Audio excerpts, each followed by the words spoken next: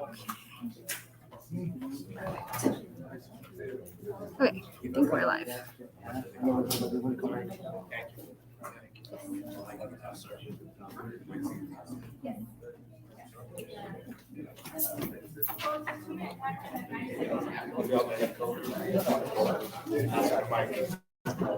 You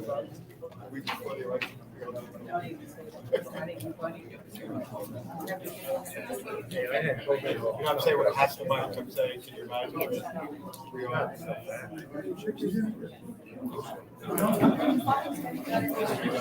That's because he took the pill, but my doctor said don't take it. And it's okay. That's a side effect. I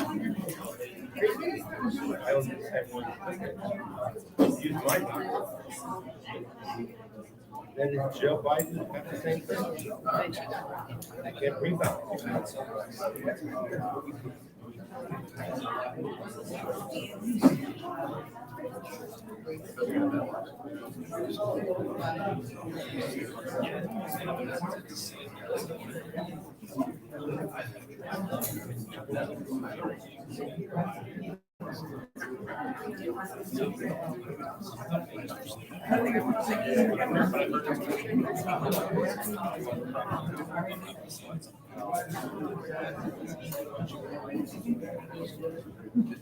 We would have hired you about 2 weeks ago and then again last night, just so you know. But no, that would have helped us out a lot, so. Well, you just didn't. Oh, no. You He just was didn't time, know. but nobody was at a time clock to tell you how much time was left. You didn't know how So much we time you had, had. they didn't say. Hello, everyone. So we're going to get started. We have 17 candidates tonight, and our goal is to get this as smooth sailing as possible so everyone can go home for the evening. So first off, I want to thank all of our wonderful candidates and incumbents for coming tonight. We really appreciate it. And we want to thank you all for everything that you do for our community. So thank you. Please give them a round of applause.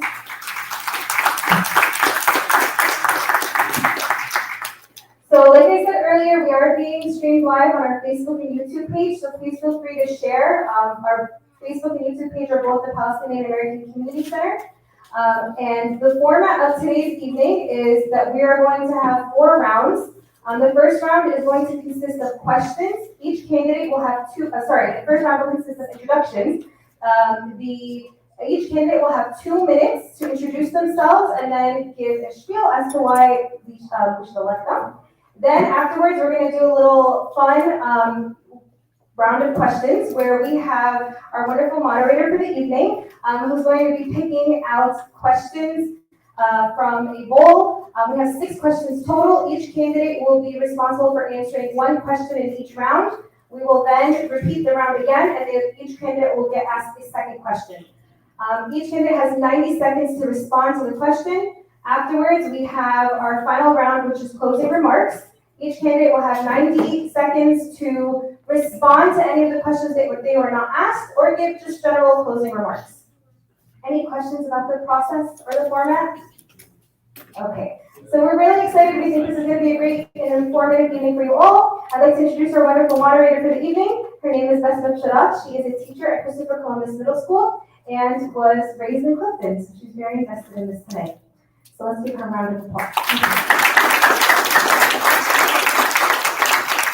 So we do have 1 microphone that's going to go to each candidate, and then we're going to go backwards. So we're going to start off with introductions with Mr. Gibson, and then we're going to end with Mr. Eisman. The next round we'll start with Mr. Eisman, and we're going to go backwards to Mr. Gibson, and so on and so forth.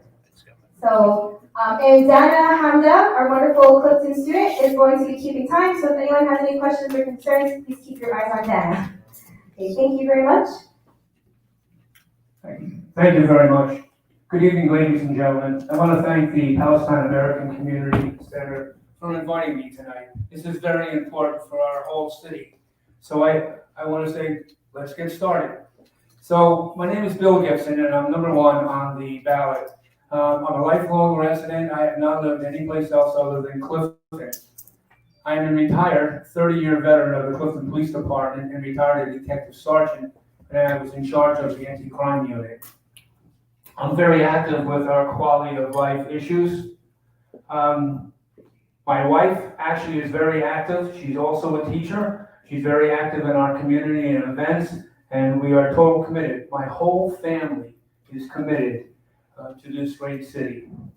I want you to know that on council, I am also the liaison to many of our committees. The liaison to the recycling committee, which is very important for all of us together.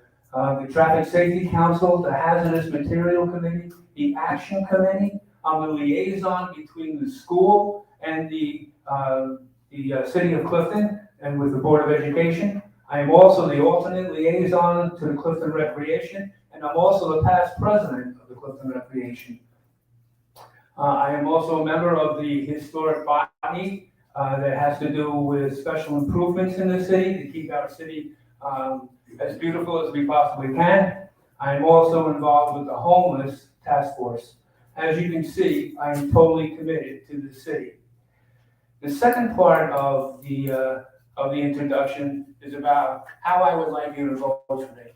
Well, the fact of the matter is, I'm a team player. I don't like to use the word I. I may have to use it sometimes tonight, but for the most part, I like to do we. I like to have views and solutions, and I like to listen to my candidates and my colleagues with reference to what they have to say. So I'm very interested in the city itself, and I can work with anyone. I can work with anyone as a team. I look at every issue. Thank you very much.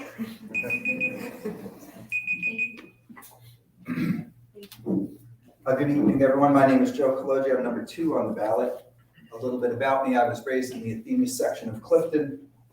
I went to St. John Canty School, Woodrow Wilson, graduated from Clifton High School. I went on to Montclair State University and got a bachelor's degree in business management. I have a master's degree in public administration from Penn State University. I am also a licensed municipal finance officer. There are only 300 of us, less than 300 of us in the state of New Jersey. The annual pass rate for that exam, because New Jersey's fiscal laws are so complicated, is less than 30% annually.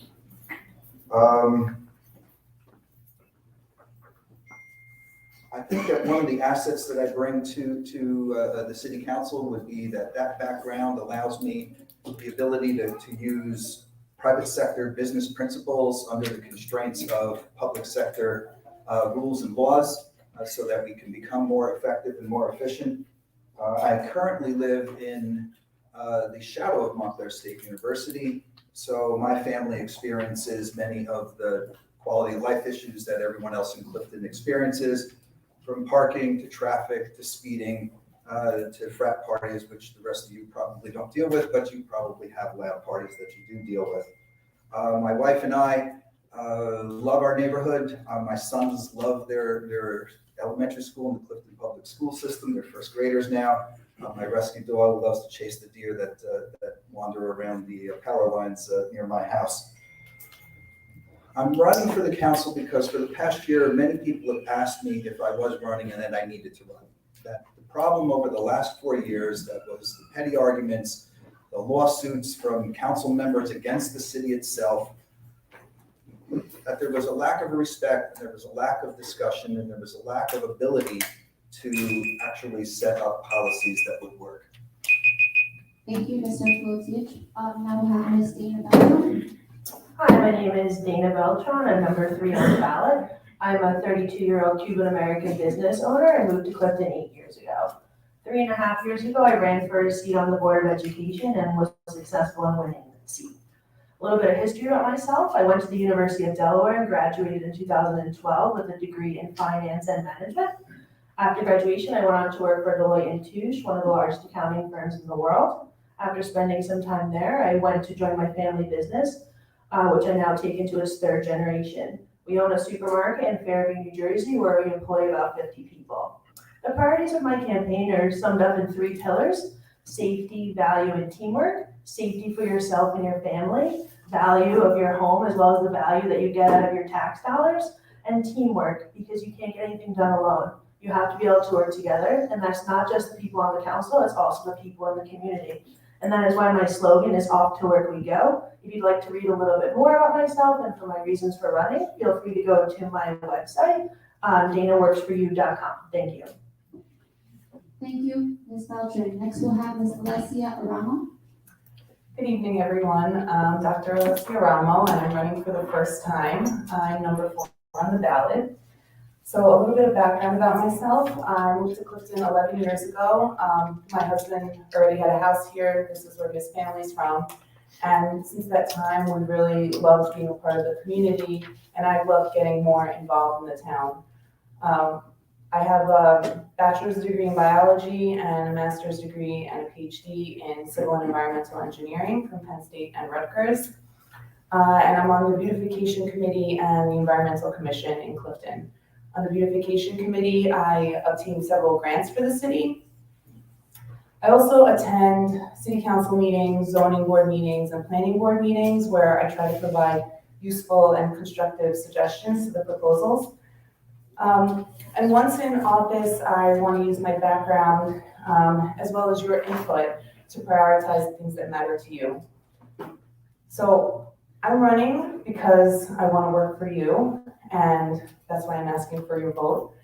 I really care about Clifton's future, and I think I bring a skill set and a disposition that will be beneficial to Clifton's future. I bring a skill set in research, writing, communication, critical thinking, and teamwork from my professional and academic background.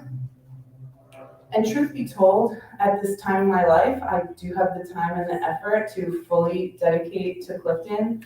COVID kind of shook up me and my husband's lives. So he's a small business owner, and he struggled during COVID to get everything going, but his businesses grew, and he works a lot, and I'm not working. So I have all this background and skills to dedicate to the people of Clifton. So I hope for your vote. Thank you.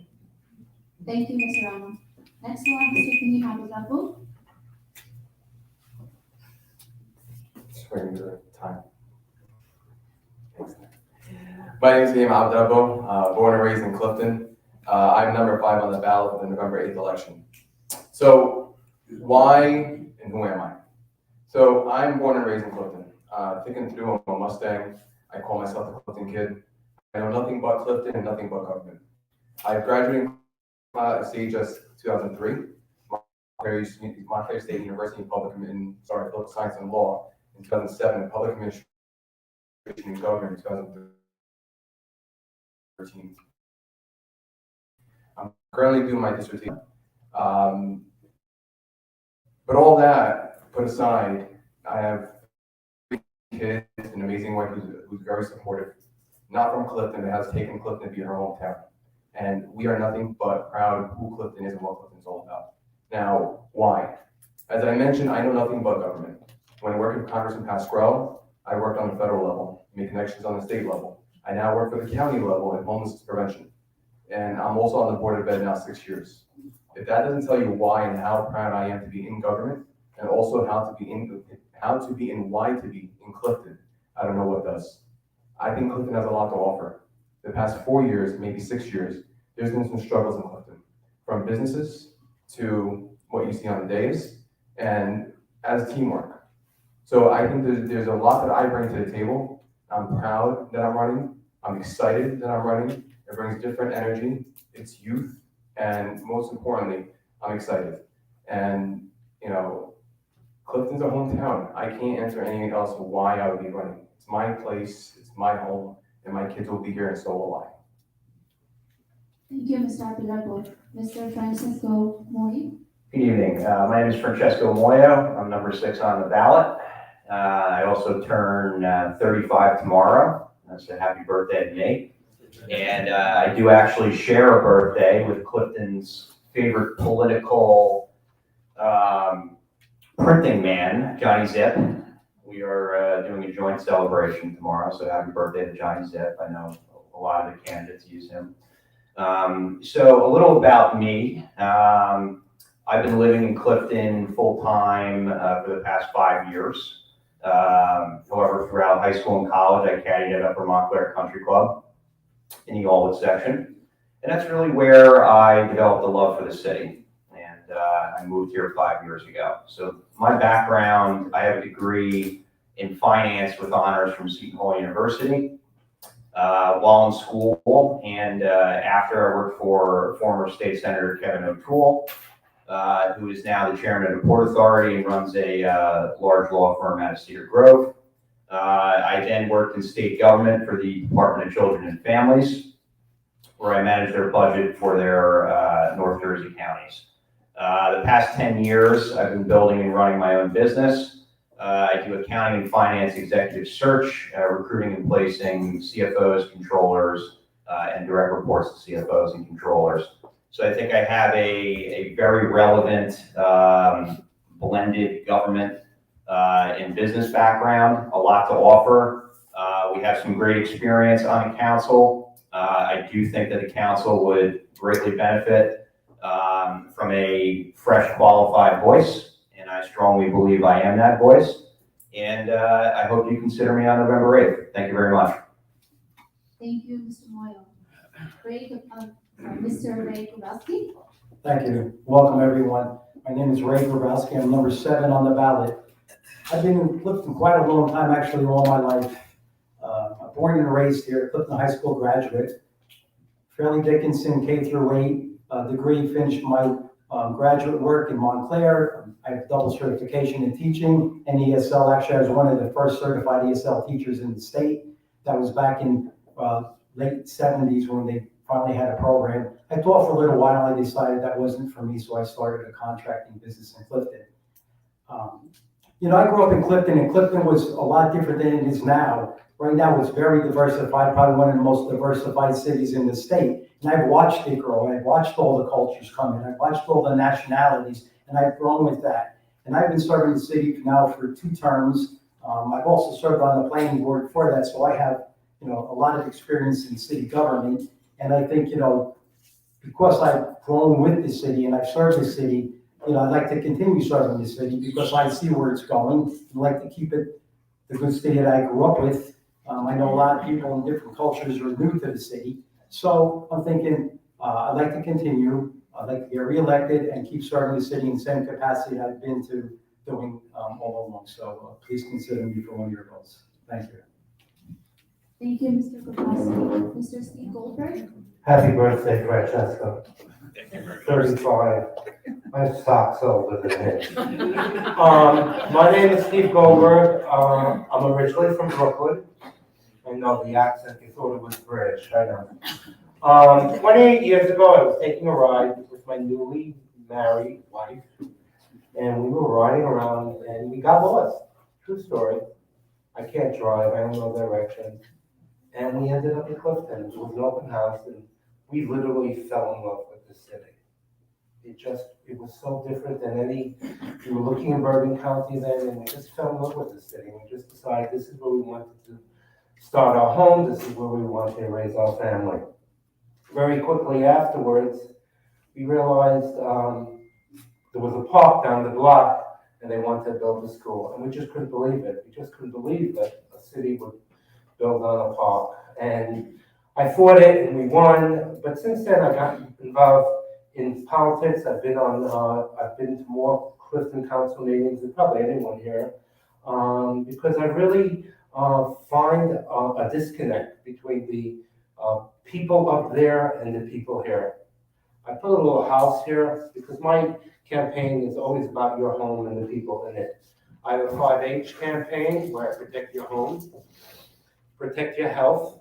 So we need to look at water, our brown water, the health issue. When you smell noxious fumes, that's a health issue. Being married to a pediatrician, I can speak more about that. Protecting happiness, protecting hope, because electing the same people all the time, people become hopeless. And the last is harmony, creating harmony between those on the council and between citizens in general. So I'm number 8 on the ballot. 8 is great. Vote for me. Visit my Facebook page, Goldberg for Council. Thank you, Mr. Goldberg. Ms. Mary Sajapula. Thank you. Mary Sadler-Kula, number 9 on the ballot. A quick rundown of who I am. I have an MBA in finance, a BS in math. I am retired after a successful 40-year career on Wall Street. But let's not talk about me. Let's talk about us. I firmly believe in government of the people, by the people, and for the people. My campaign slogan is, and always has been, and something I live up to every day, our choice to be our voice. You, the people of Clifton, need a voice on the council. This is your government. We work for you. I'm here to bring transparency to the government. I'm the one who tells you the things that we need to fix, but I can't do it alone. We need to do it together. I think no one in this room would doubt that we need more police. We need to pay our police a competitive salary. The salary guide isn't fixed yet. It was only a last-minute campaign right before the election. We're still uncompetitive. We have a firehouse, station number 1, that's been closed for over a year. That's wrong. We need a new firehouse. We need to solve the problems of Clifton. This is a turning point. We can either go backwards or go forward. Together, we can solve the problems. We can't hand out multi-year raises starting past our term in office, a $13,000 per year raise. This council, other than me, voted to give our city manager without any qualifications or thank you. Thank you. Mr. Antonio Latona? Good evening, everyone. My name is Antonio Latona, and I am number 10 on the ballot. I'm a lifelong Clifton resident. I grew up here my whole life. Also like Joe, I grew up in the Athenia section. From there, I graduated high school. While I was in high school, not to sound cheesy, but I was a Red Cross volunteer as a teenager, and I became the light man. I wanted to serve the community and become a firefighter. So while I was finishing up high school, I ran into a recruiter in the Air Force, and she pushed me in that direction and said, we can make that happen. So I joined the Air Force active duty. I spent for 4 years where I became a firefighter. I then left active duty. I came home and became a firefighter and EMT here in the city of Clifton, where I served my career. I tell people most of the time, there's a firefighter and EMT with the ambulance. I've been either into one of your homes or a home of a family member or a friend, helping them in their time of need. Also growing up here in Clifton, I'm running on a quality life platform, and growing up and being employed here in the city of Clifton, I've seen firsthand the effects of overdevelopment and how it's affected our quality of life when it's come to flooding, infrastructure issues, traffic issues, and so on. So I'm running basically because I love this town, I know this town, I care about this town. And being a firefighter in this town, I've been part of the solution many, many times. When you're a firefighter, or again, in my Air Force career being a fireman, you have to solve problems and you have to come up with solutions. So I bring that to the table, those complex problem-solving skills to the table that will help our city move forward into the 21st century. Thank you.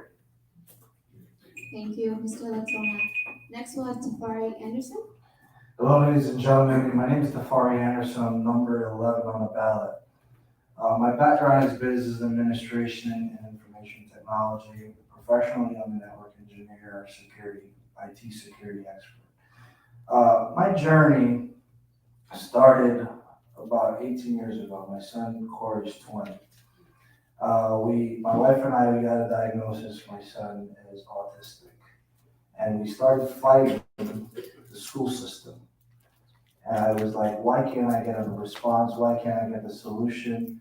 And eventually I showed up to a few meetings and I told them, I said, you know what, I'm going to run for the Board of Ed. I'm going to change the system. And I did. I got on the Board of Ed with the help of some close supporters, and we started making changes. First change was the dialogue, how folks refer to the special needs community. So for me, that's a close topic. But while I was there, I discovered the monster we call politics. Yeah, it's a monster, ladies and gentlemen. So in my time on the Board of Ed, I decided that, you know what? I've seen politicians say, I'm gonna do this and I'm gonna do that, and they do nothing. Vote for me again. I'll put a chain on your ankle. Just vote for me again. I'll put one hand in the left pocket and I'll pull it out of the back, but just vote for me again. The reason why I decided to run is because I'm sick and tired of seeing this going on and the promises that's not being kept. We need voice that represents both sides of Main Avenue, and I have not seen that in many, many years. Both sides of Main Avenue does not have representation, and I'm on nobody's payroll. None of these people control me. On the left, on the right, special interest groups, I'm me. Far. Thank you. Thank you. Mr. Dominic Iannarella? Thank you. Thank you, PAC, for holding this forum tonight. My name is Dominic Iannarella. I'm number 12 on the ballot. I'm a lifelong Clifton resident. I grew up near Robin Hood Park, where my parents still live today. Eventually, when it was time to buy a house, my wife and I bought Montclair Heights. She'll tell you I was adamant about staying in Clifton because it is the home I've always known. It was the only home I wanted to know, and I continue to hold that position. We live there now with our son Nico, our dog Simba, and we have one son on the way. He's going to be born in March, so looking forward to that. I'm an attorney in town, right here on Lakeview Ave, actually down the block from PAC. My grandfather was a shoemaker in town. He had a store, Albright Shoe Repair. He formed the foundation that allowed my father and I to both become lawyers. My dad has had a building on Lakeview now, where he's been practicing for 44 years, and I joined him now for the better part of almost a decade now.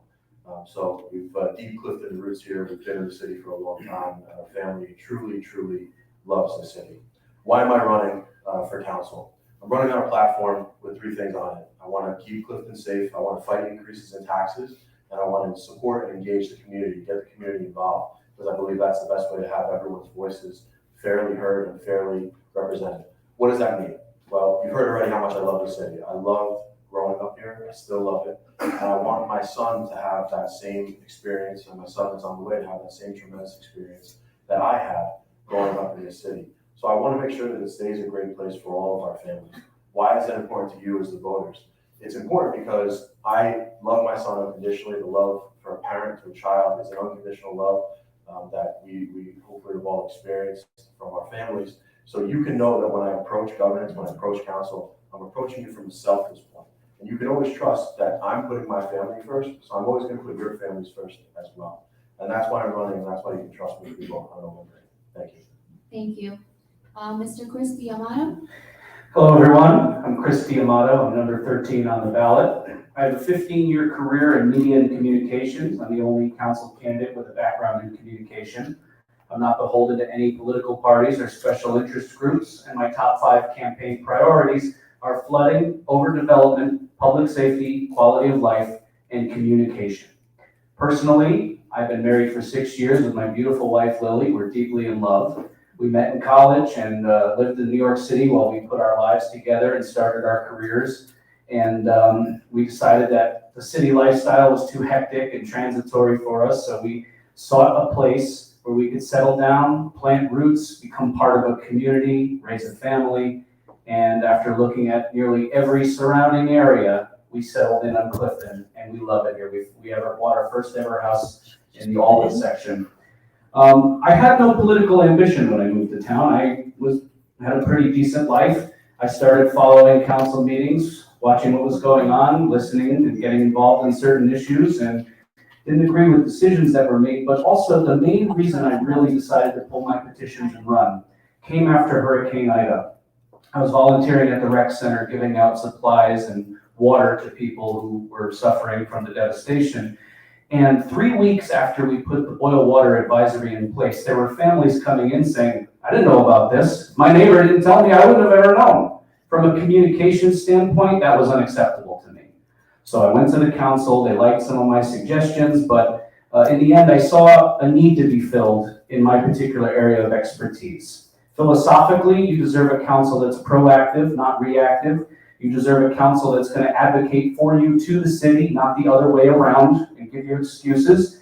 And your problems need to be addressed in timely, transparent, and cost-effective ways. That's what I bring to the table, and I'm looking forward to the forum. Thank you so much for hosting and coming out, everybody. Thank you. Ms. Lauren Murphy. Good evening. Thank you for hosting this wonderful evening tonight. My name is Lauren Murphy, and I'm number 14 on the ballot.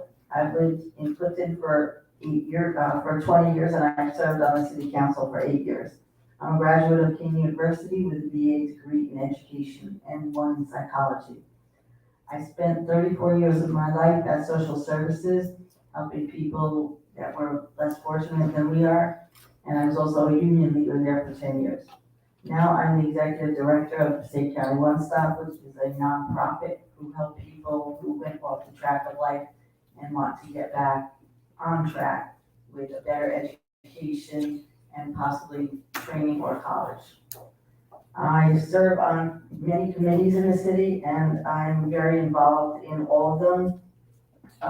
Historic Botany Village, Recreation, the Disabilities Committee, the Homelessness Committee, Action Clifton, the Police Committee, the Fire Committee. I'm a team player, and if I'm blessed to be reelected, I will continue to serve all the citizens of our diverse city of 90,000, and hopefully make it even better than it is. Some of you in the audience know me and know that I'm not really a talker, but I am a doer. Please consider me on November 8th, number 14. Thank you. Thank you, Ms. Murphy. Mr. Frank Casper. Good evening, everybody. My name is Frank Casper, and I'm number 15 on the ballot.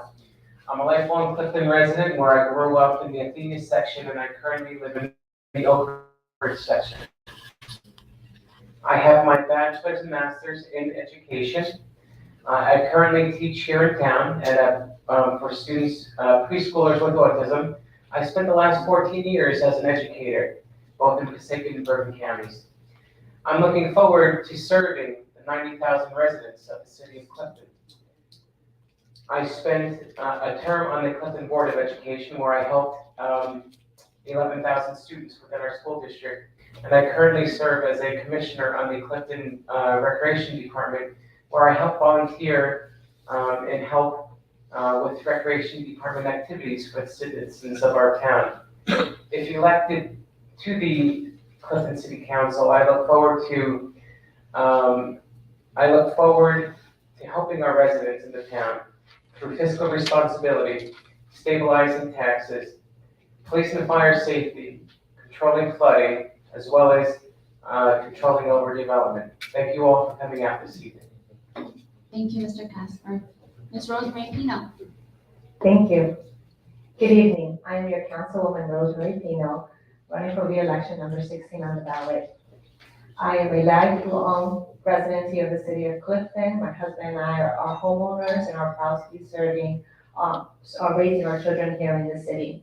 I think it's important, not to only ask for your vote once again, but also to explain to you what I've been able to accomplish for you in the last 4 years. So here's a couple of highlights. As the city leader for the Census 2020 campaign, we organized multiple events during a tragic pandemic year to ensure that everyone counts. From the perspective of a resident and elected official, I worked with our legal team to create a resolution adopted by council preventing the city from doing business with any vendor that uses bias or discriminatory practices. If any of you remember, that came out of that business right off the street here on Lakeview that said speak English or pay $10 extra. Our Clifton Health Department, with the support of this council, has done an outstanding job in developing policies and measures for testing, contact tracing, public outreach, and implementation of vaccine programs. We administered over 17,000 COVID-19 vaccines. When re-elected, I will continue to encourage my colleagues to hold town hall meetings in each neighborhood to continue to connect and hear what the residents' concerns are. And I can go on, but due to the time constraints, I encourage you all to please come out and visit my website. I can be reached at www.pinoforcliftoncouncil.com. Thank you again. I'm your Councilwoman Rosemary Pino, number 16 on the ballot. Thank you. Mr. Abraham Eisenman? Thank you to the Palestinian American Community Center for hosting tonight. It's a pleasure to be here and to speak to all of you. My name is Abraham Eisenman. I'm a candidate for Clifton City Council, obviously. A little bit about me. I grew up in Passaic, but when the time came for me to buy my first house with my wife, we chose Clifton for many reasons. One of the reasons is it's a lovely place to raise your family with nice homes and great parks and a lot of great things. So my wife and 3 kids, we live over in the Rosemar section of Clifton, but I'm running to represent all parts of Clifton. That's why I chose the slogan, committed to Clifton, because I'm committed fully to all parts of Clifton, not just any one neighborhood, all right? My father's a rabbi, and originally I was studying to join the family business for 4 years. I studied to be a rabbi, but then I realized my calling wasn't to heal souls, but to heal bodies.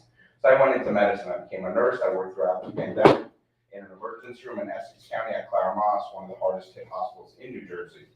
80 plus patients. It was not a pleasant time, but we went through it and kept going. I'm now a nurse practitioner. I split my time between an urgent care and a hospital. And these are all, during my free time, obviously I spend time with my children, but one of my favorite activities is training for and competing in triathlons. So it's a swim, bike, run event. It's on mental fortitude and training to get to that level. I've completed 3 such events and have another one scheduled at the end of November. But all these skills come together because it shows that number one, I have the mental fortitude and the focus to solve issues. I have the ability to work with large, diverse teams in medical settings where your decisions are literally life and death, and hear other people's opinions, work with them, and work as a team. Nobody's opinion is more valuable than anybody else's, and as an elected official, I have to listen to the other members of council's opinion, as well as the residents. And that's what I pledge to do. Work together, harness the collective ability of the council and the residents to keep Clifton the great place it is to raise our families. Thank you. Thank you to all our candidates. Now we'll begin the first round of questions. I have a little poll pretending as a hat. I will select one question for each candidate for the first round, and then we'll go again the same way. So we will start off with Mr. Eisenman's first round.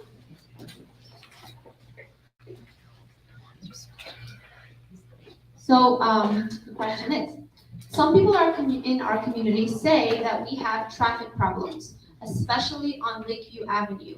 What do you think of this, and how would you mitigate those concerns or solve this issue? Thank you. Lakeview Avenue, I can't attest to personally. I don't really drive through Lakeview Avenue that often, but I can talk about what's been done in other neighborhoods. I live on Passaic Avenue, which can get quite busy, and I live between Nutley and Passaic. That's the only part of Passaic Avenue goes to Clifton. Passaic, the speed limit is 25. Nutley's the speed limit is 25, but if you come off Route 3, cross Oldwood Road, it goes up to 35. And that created a lot of speed. So through a lot of work, myself, my neighbors, and others, we worked with the traffic safety committee, with the county, to get the speed limit lowered to 25, which has made a difference. And that's the same thing we can do in Lakeview. Let's look at the problem. What's causing the problem? Is it people coming off a highway? Is it something else? Let's see what is causing the issue and what resolutions we have. Working with the traffic safety committee, with the neighborhood, with county or state officials if we need to, we can find the solution. So I don't know what the exact problem is on Lakeview Avenue, but I'm sure if we find the problem, we can solve it by working as a collective team of residents, traffic safety commission, council members, county and state officials if needed. Thank you. All right, so Ms. Pino, how do you plan on involving residents in the decision-making process in our town? Thank you for the question. Well, this is something that I have been working on since council. We have made some progress, but there's a lot of work still to be done. And my hope is when we elected that my fellow colleagues will join me on this journey. So what has that journey been like? It's been very frustrating. There's a saying at City Hall, if it's not broken, why fix it? And yeah, why fix it? But why not give it a quick update, right?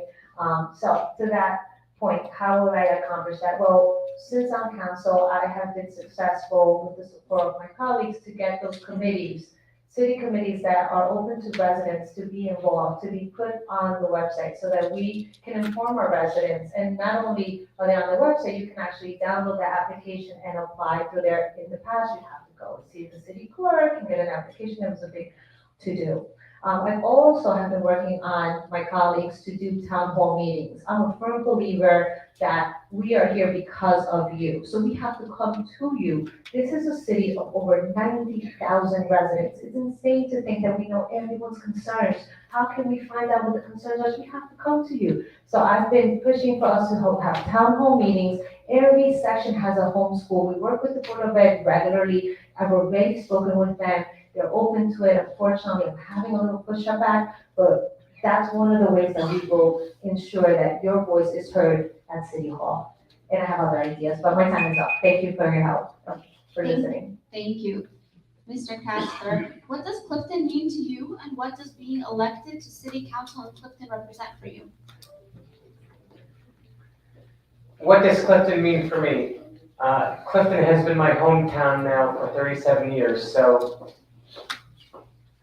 to me, it's been a lot of happiness and joy to live in Clifton and see how our town has been growing in the last 37 years.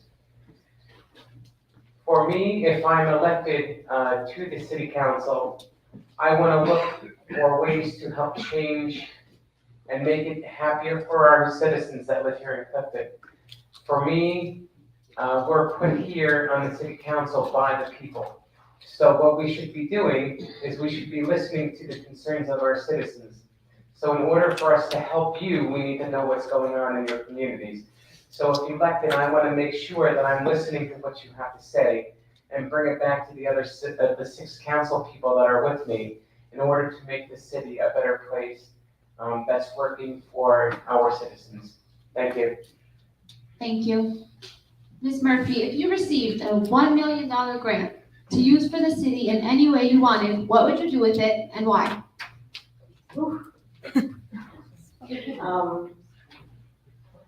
I wouldn't only do one thing, I would do several things. One of the things that we need to work on is the Third River, where the people are getting flooded, and we need to help them. There's 12 families that are constantly getting flooded. I'm not talking about inches of water, I'm talking about feet of water. I think that would be part of it. Another thing would be our police department. We have 155 police officers, and we're supposed to have 171, and we're far away from what we need. We need much more officers on the street, not only for protection, but just to be there, just to show that we have officers around the city. We are surrounded by cities that have higher crime rate than us, and we'd like to keep that from happening to us. I think we would, I don't know, I can't think of the third thing. I thought of it when she said the question, now it went out of my head, but definitely the flooding and definitely the police officers. And when my time is up, I will think of the third thing and then I'll put my head down. Thank you for listening to me. And like I said before, I'm not a great talker, but I am a doer. Thank you. Thank you. Mr. D'Amato, bear with me, it's a little long. What qualities do you think the new mayor of our great city should have to be able to fill the big shoe left by Mayor Inzaldi? In addition to this, if you wish, please feel free to share who you think will be best fit for from the current candidates. Ooh, that's a question. Look, Clifton is nothing if not unpredictable. So I'm not going to venture a guess as to who's going to get the most votes. Anything can happen. I think trying to guess at that and say, well, I think each person here brings something different to the table. And if they were thrust into that role, would do different things with it, some good, some bad, but it really just depends on the individual. So I'm not going to speculate as to who is going to be mayor. As far as how they fill the shoes, look, I would like to see a mayor who reflects the values of Clifton at the present day and going forward. I'd like to see someone who honors the traditions and things that make Clifton great, but also notice Clifton's flaws and seek to improve them. I'm a homeowner. Anyone out there is a homeowner or lives anywhere that He knows that things go wrong in your home, but it doesn't mean you don't love your home to address those problems and say, hey, the pipe in my basement burst, I gotta fix it. I would like to see a mayor after James Anzaldi, all respect to him and the service he provided to the city, who was interested in installing term limits for our council. That's what I would like to see going forward. So yeah, thank you. Great question. Thank you. Mr. Iarella, do you think our main street and downtown area is healthy and successful? And if not, what would you do to change that? It's a good question and a big question. Coming from downtown, living on both sides of town essentially, because I grew up a lot of my life down here. I had friends on East 3rd, East 4th. My father grew up on Lakeview Ave, we had the office on Lakeview Ave, and I grew up on the other side of town, so I really got to experience both sides of town. One thing that always stood out to me about the downtown section is there's a sign, there's a couple signs where it says downtown Clifton, Clifton's Rising Star. And I've always thought to myself when it was going to break through, because I've seen that sign for years, and there are a lot of great qualities to downtown Clifton, but it's begging for revitalization, right? There's been many people who've called out asking for a main street in town, similar like what Montclair, Bloomfield has, where we have this revitalized business area. And I think that Main Ave, Lakeview Ave would really be calling out for that type of thing, where we can really focus on revitalizing this area, getting some high quality retail stores in here, some things to really turn around, some great restaurants to really change this area. Because while it is a great place, I think there's definitely something that we can do to increase that and to make it better for all of our residents and increase the quality of life that they all have in the same thing. Thank you. Mr. Anderson, this is a repeat. Some people in our community say that we have traffic problems, especially on Lakeview Ave. What do you think of this? And how would you mitigate those concerns or solve this issue? Yeah, I think it all starts with the traffic commission doing the traffic study. We've seen examples where some streets are turned into one-way to help direct traffic. But the reality of it is we have to look at the source of the problem, right? The source of the problem is Clifton has an overdevelopment issue. We have a county council that appoints the zoning and the planning board, and they're giving away every and anything that comes in front of them, and it's rubber stamped and it's on the steps of City Hall, and then before you know it, you got a monstrosity going up, and there were no planning to address the issue of how does this impact our standard of living. So that's the reality, ladies and gentlemen. We have to go back to the basics. On day one, if you give me the opportunity to serve you, I will motion to table every development that's in the city. We will look at a strategic plan that will address the needs of our community. Audit our financing to see where the money is coming from and where the money is going. Secondly, we'll look at an independent audit to find out what are the things that needs to be done as far as our infrastructure is concerned. We cannot continue to allow these folks to tell us, vote for me again, and while they're brokering a deal to put up a monstrosity in your neighborhood. Thank you. Thank you. Mr. Latona, how do you plan on involving residents in the decision-making process in our town? All right, so this question actually came up a little bit yesterday, so we're going to talk about it again. So there's different things we can expand to do. One of them is the city's very diverse, as we all know.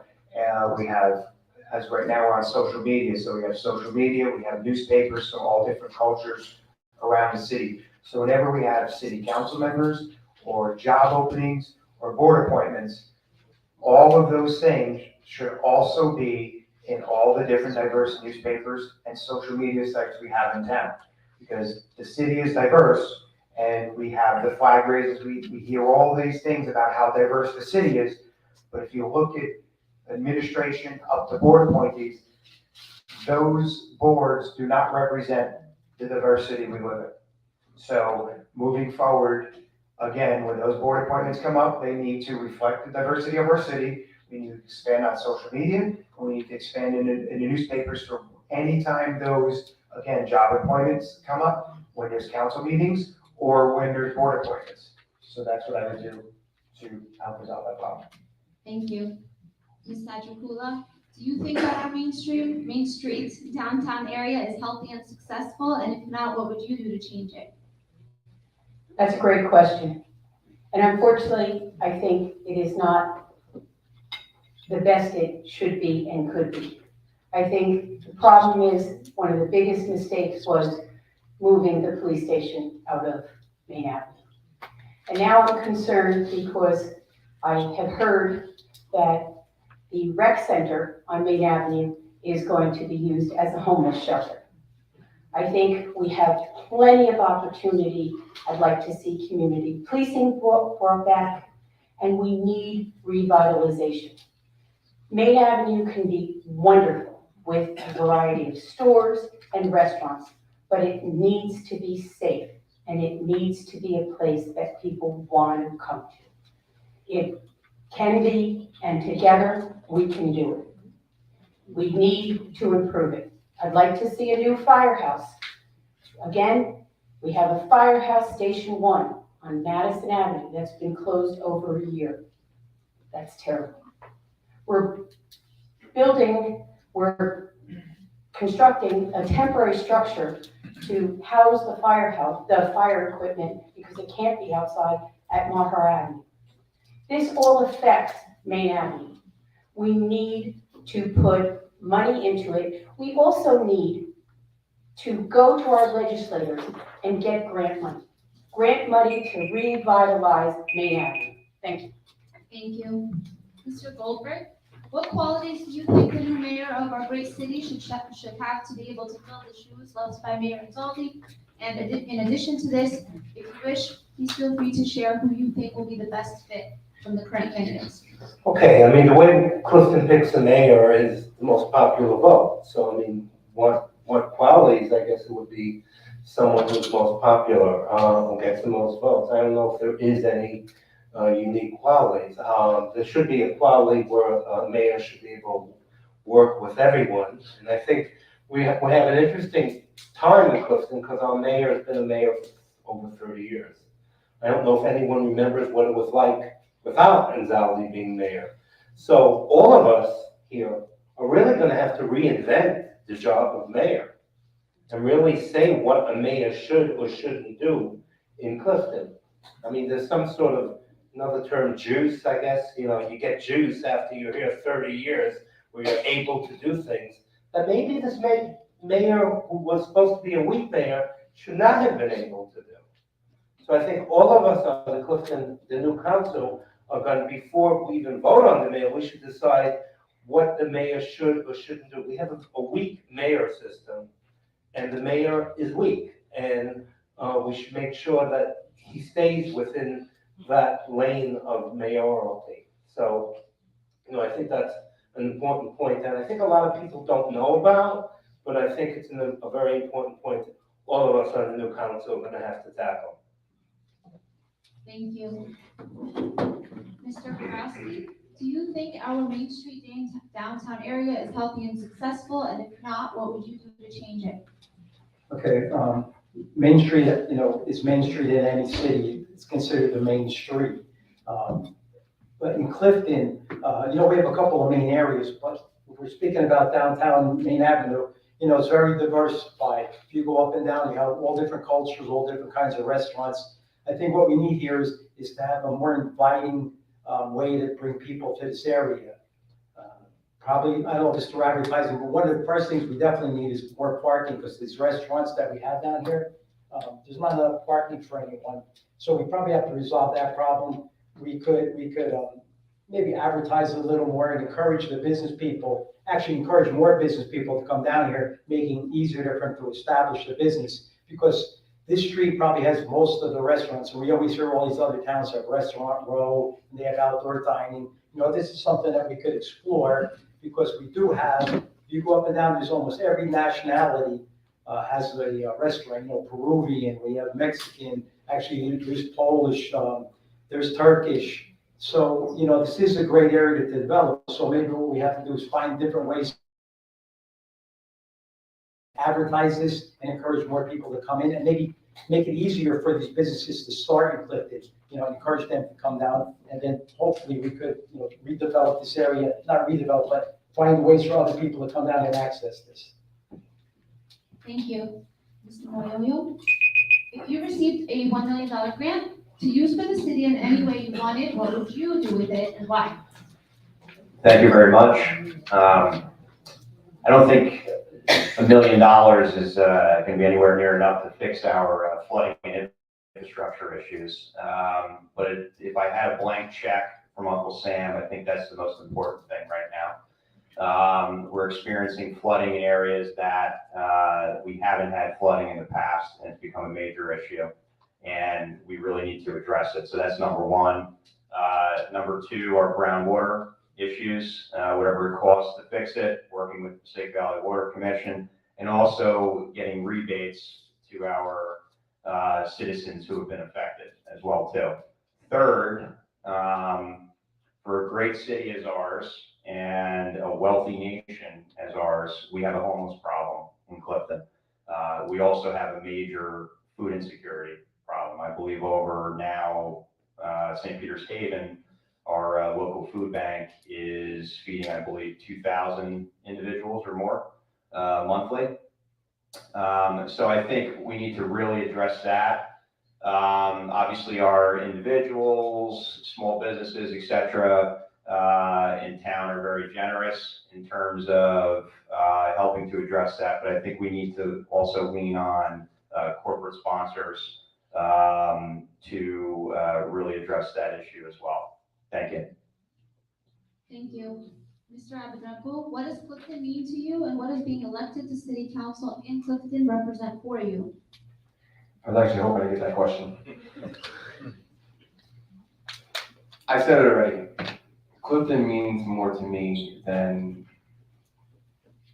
probably after my family. Clifton's been a place that has given me everything I am today. Clifton has given me, from people to institutions to community as a whole, is more to me, honestly, than I would never move anywhere else. I don't care what it took. Tell you a little quick story. So after my first board of ed race, I had to deal with my wife. If I lost, we move anywhere where she wants. If I won, we have to move somewhere in Clifton, she gets to pick. Well, I lived one, but told I was never gonna move out of Clifton, so that was a little hidden secret I had in my back pocket. And I tell you that story because I want my kids to grow up in Clifton. Clifton has a lot to offer. Clifton has a history that it can change in 2 weeks. Clifton is a place that has only had its own mayor for the past couple of days, where new leadership, where it's able to really thrive and become a leading municipality in Passaic County. And it is. It really is. I work with Clifton leadership administrators every single day in my current job, and I see what Clifton has to offer. Clifton has a lot to offer, ladies and gentlemen, and I'm proud of Clifton and what it is today. Thank you. Thank you. Mr. Ramos, if you received a $1 million grant to use for the city, any way that you wanted, what would you do with it and why? I think it's important for the residents to make sure that that $1 million gives them the best value. So first, I would need to sit down with my city council colleagues and evaluate the different problems that we face in the different areas. And I would reach out to the different neighborhoods and communities to see what they're facing, maybe something we're not aware of. So I would want to focus on quality of life issues. Clearly, we have flooding problems that we need to face, and we can look at short-term solutions for that probably first.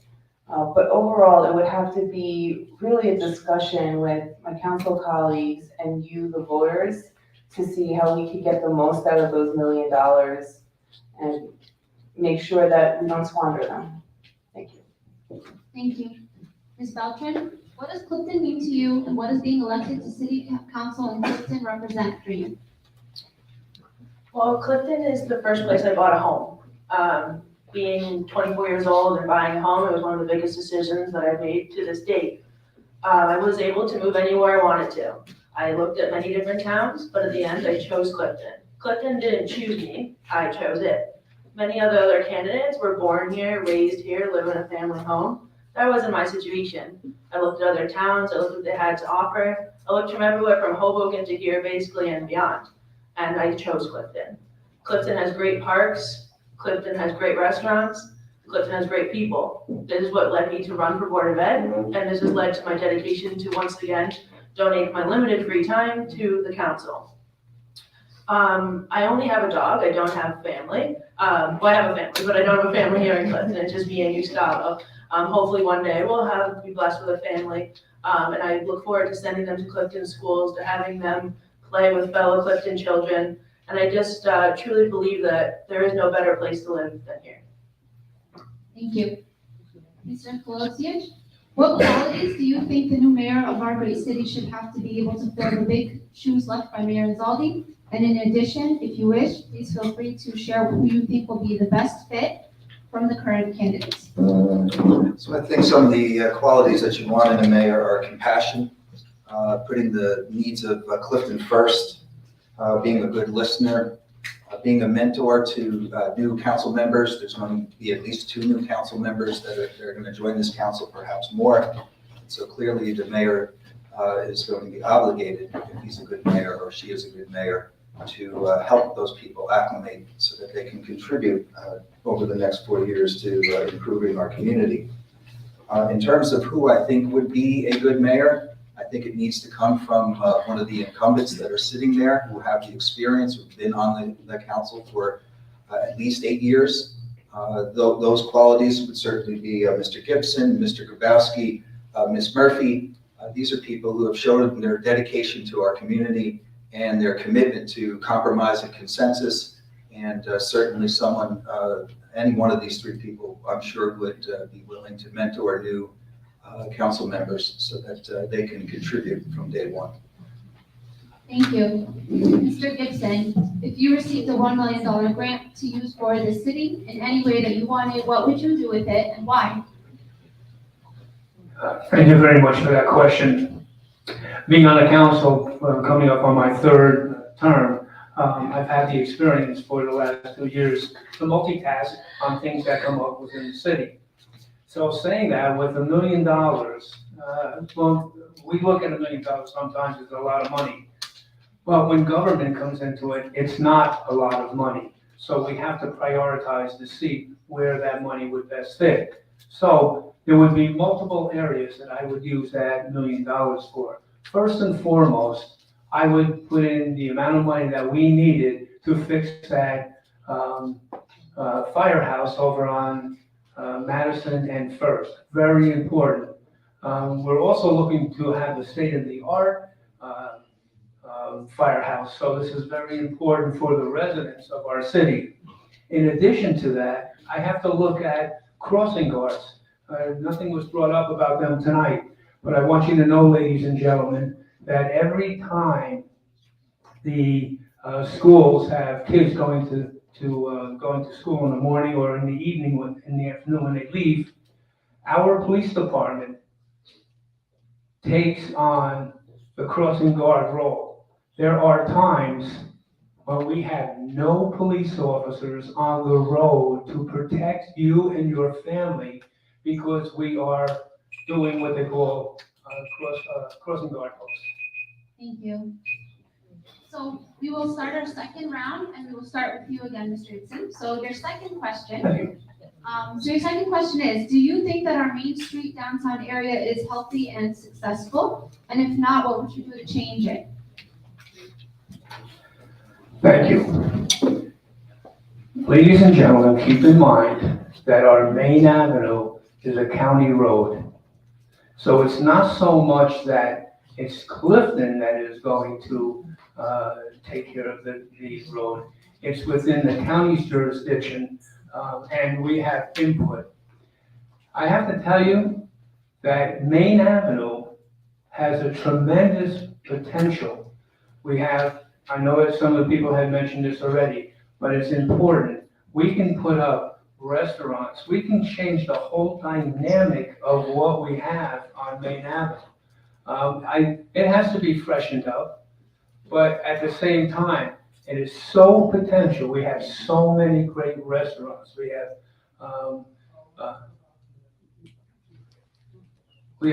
so many things that are going on Main, but at the same time, it has to be revitalized also. So we have important go-to people on Main Ave, but I think that at the same time, we definitely have to revitalize Main Ave.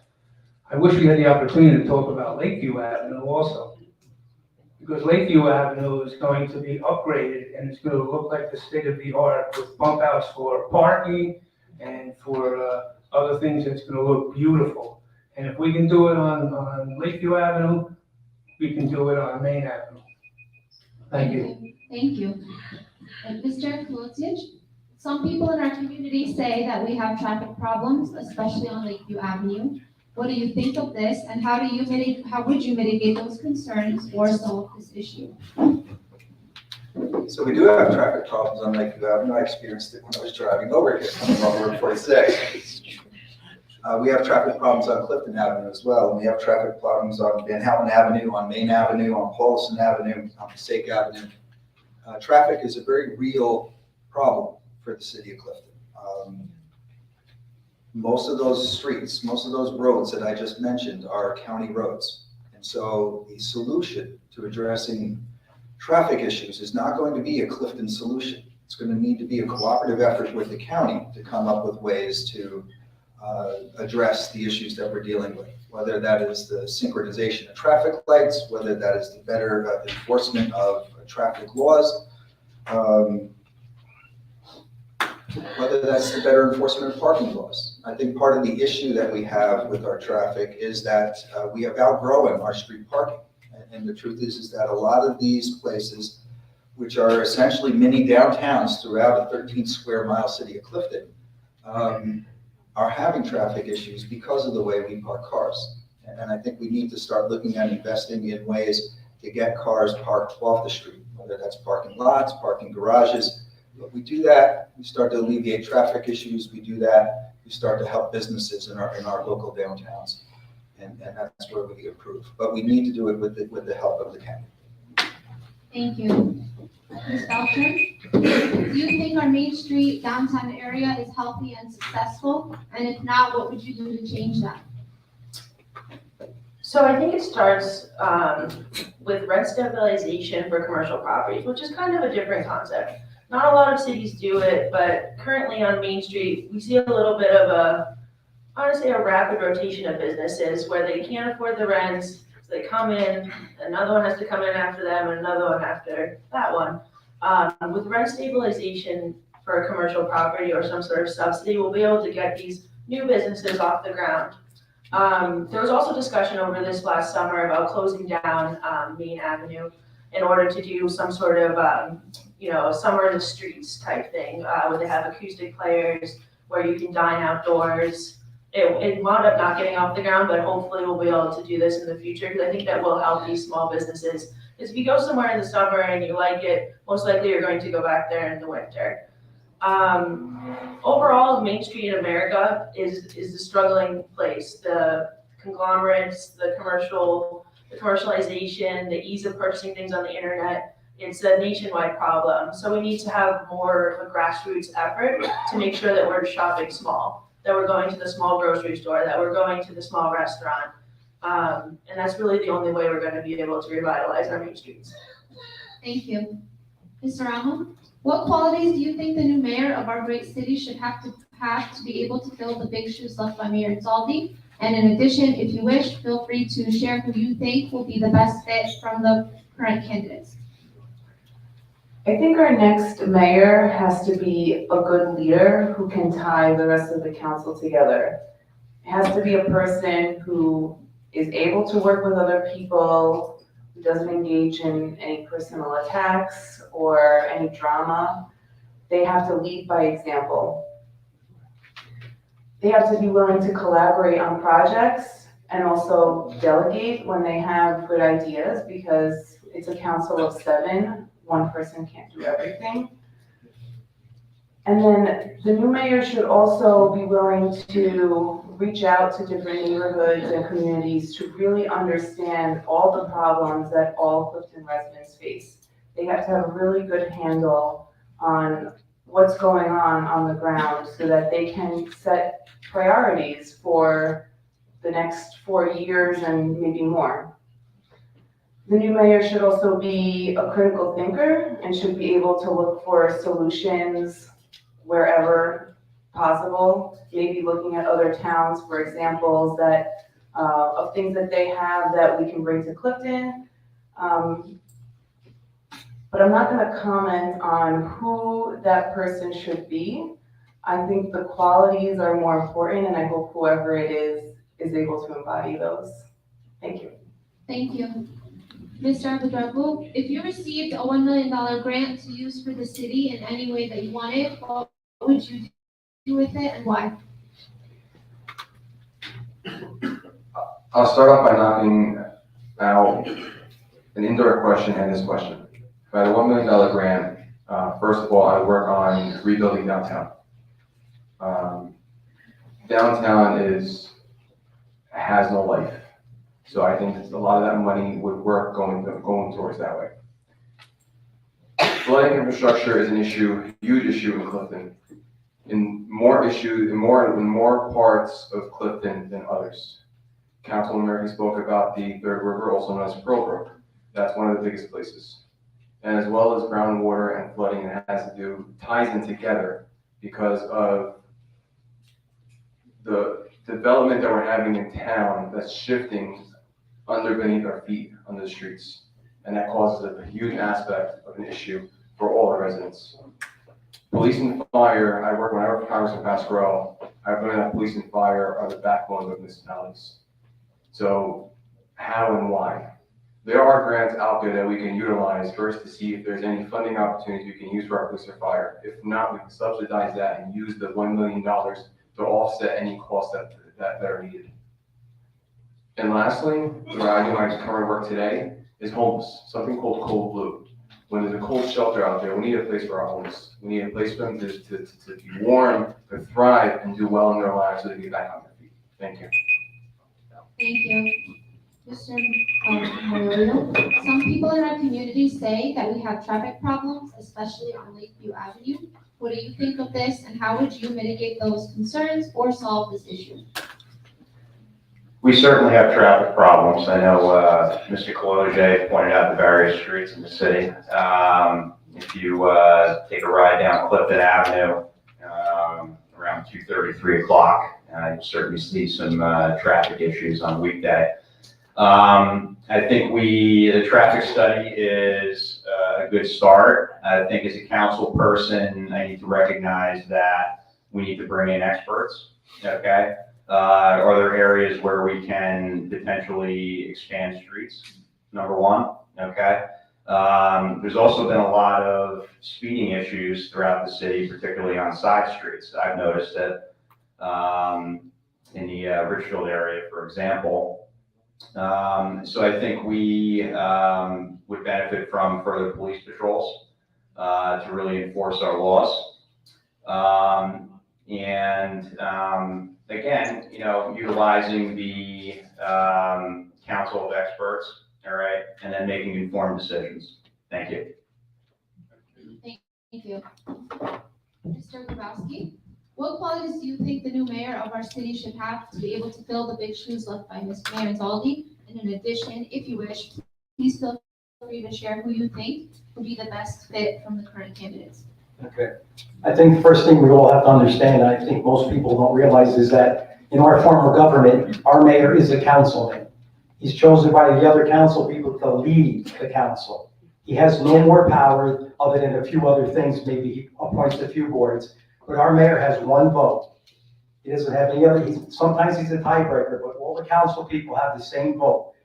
If there's 4 people that vote and the mayor doesn't overrule anything. So people don't understand, technically, the mayor is a councilman. He's chosen by the 7, usually by high vote, to lead the meetings. So qualities he should have or she should have would be have some leadership quality, some ability, organize a meeting and keep it conducted. And if anyone's ever read the art of war, Sun Tzu, a leader must lead by example. Although he doesn't have any more power, he has to be able to conduct the meeting correctly. He has to be able to keep people in order. He has to be able to know the Robert's Rules of Order, and he has to keep people from talking out of turn and not using their voices to overrule the other people. That's an important quality. Also, he must have compassion, and for the other things that he does outside the city, he has to represent us. So when the mayor's out there, he's representing the city. He better show integrity, some dignity, and bring what Clifton means to him out to what he means to the people. So when he's in a crowd of people, he has to show what Clifton is all about. Thank you. Thank you. Mr. Goldberg, how do you plan on involving residents in the decision-making process in our town? Okay, one of the first things I want to do, the first council meeting, is allow all city meetings to have a phone-in and Zoom option. Why are we discriminating against single parents, people who are disabled, and seniors? I don't know why. We have it, we have the technology. It should be something we do and allow people to, everyone wants to be involved. Also, have you ever gone to a council meeting here? How many people have gone to a council meeting? All right. You go to a council meeting, you have a problem. What happens? Do they answer you? No. You sit there for hours, maybe get an answer, maybe not get an answer. Sometimes they even get mad at you because 3 hours later they say, he left. Where is he? How come he left? That's not a way to run a council meeting. I've been to other cities. You ask a question, the council gives you an answer. They're hiding behind this Robert's Rules type thing. Everyone has Robert's Rules. We have Clifton Rules, and it's time we change Clifton Rules and make it's everyone's government. It's not the council's government. It's not the party's government. It's your government. So come and take it, please. Thank you. Ms. Some people in our community say that we have a traffic problem, especially on Lakeview Avenue. What do you think of this, and how would you mitigate those concerns or solve this issue? We do have a traffic problem. I have to say, tonight crossing the street, I parked across the street, I was afraid to cross the streets. The traffic problem, and I remember sitting here in this room, we were along that wall 4 years ago. You had somebody who was leaving the center, I believe, who was hit by a car. Was it, I can't remember, I was trying to remember if it was a fatality, I hope not. It was? It was a neighbor, right? Right. What has been done in 4 years? The problem is, we have a council that looks at one road in the city, not 800 roads that we have. What I bring to the table is treating everyone equally and fairly, looking at every single area. We have speeding throughout the city. We need speed tables, not speed bumps, speed tables built into the road. We need better lighting. We need more police. We need enforcement. And we don't need selective enforcement. We need enforcement across the board.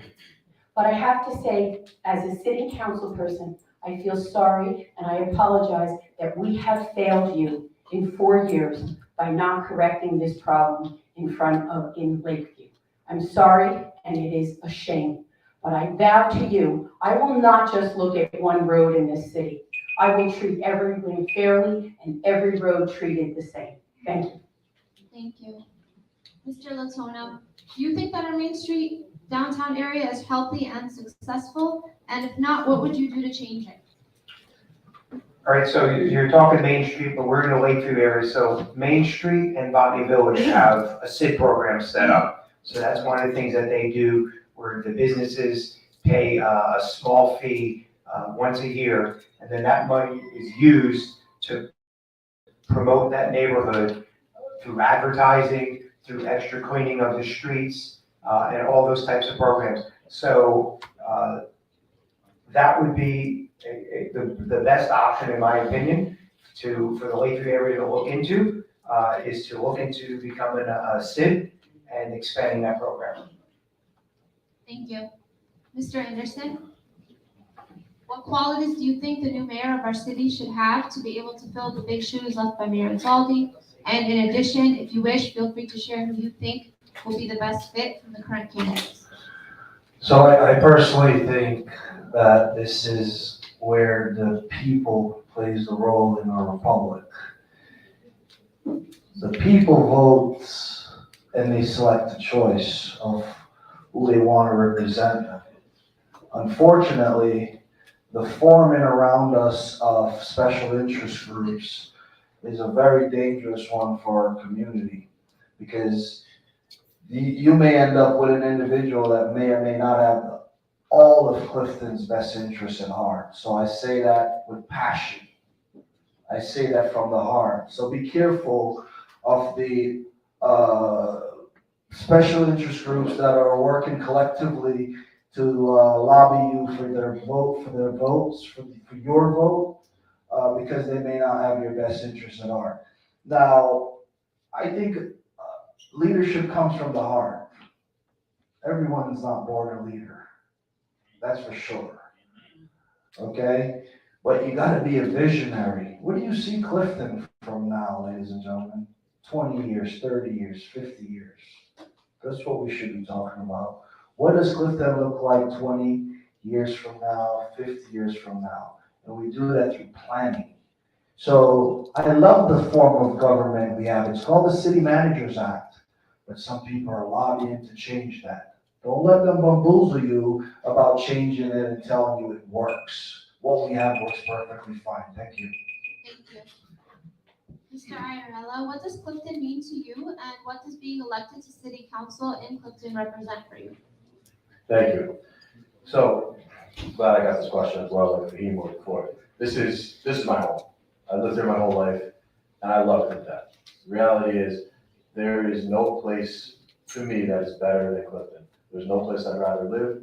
There's no place I would have hoped that I have lived for my whole life. This is the spot for me, and it's going to continue to be the place that I love. It has everything that we need here.